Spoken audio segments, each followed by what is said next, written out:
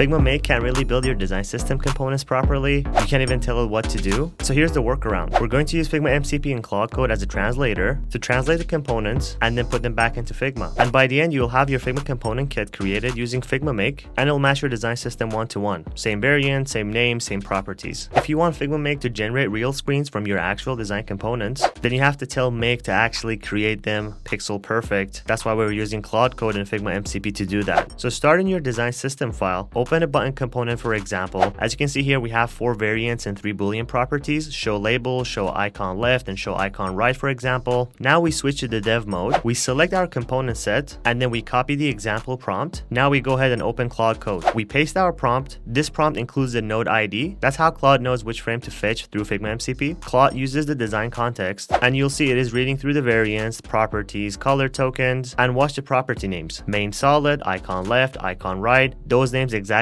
match what we had on the Figma side. Quick design system tip: name your variants camelCase, so no spacing. For example, main solid, not main space solid. So when the code is generated, spaces usually break and cause problem. So camelCase translates nice in Figma and when it's generated in Claude Code. So Claude Code finishes. You now have 2 files. Now if we go to Figma Make, we don't need to attach a Figma frame. Frames can be translated, but it doesn't really translate well. Instead, now I would attach .tsx file and .css file that was generated from Claude Code, and I will just write implement this button using the attached .tsx and .css files, and we will let it run. So Figma Make, instead of actually reading your design frames, it reads the actual code that was generated by Claude Code. Now those variant names and booleans are all exposed to Figma Make, and Figma Make can actually read it. So the translation is one-to-one. I'll repeat the same workflow, which is dev mode, copy the prompt, Claude Code, the generated .tsx and .css file, attach those to Figma Make, and we're done. If I now take a look at the icon button, it is rebuilt perfectly, pixel perfect, with the names preserved and everything. Now a harder test is an accordion, because accordion is an interactive component, so you click to expand and collapse it. So we use the same workflow again. If we take a look at the Claude Code side, it actually built it one-to-one, which is really great. Now we would attach these generated files to Figma Make. When I copied the accordion code that was generated by Claude Code to Figma Make, the expand and collapse on all the functionalities work as expected. The behavior carried through. However, the colors came out slightly off, and that is not because Claude Code generated the component in an incorrect way. It's because the actual entire Figma Make kit, the background color was a bit off. And I had to spend hours trying to change the background color in Figma Make to make sure the accordion component stands out. Building this kit, just the buttons, icon buttons, accordions, and badges, burned through 12% of my weekly cap. So hopefully in future updates, Figma MCP can actually talk directly in Figma Make. So I can paste the node in Figma Make, and Figma Make would actually build it for me instead of me using Claude Code as a bridge to achieve the same result. Also, there's another way to build your design system entirely in Claude Design, not Claude Code, and that's actually feeding your design file to Claude Design. But once your design system is built, you use Claude Design to build your prototype. I actually have a video on that. Link to that video is in the comment section.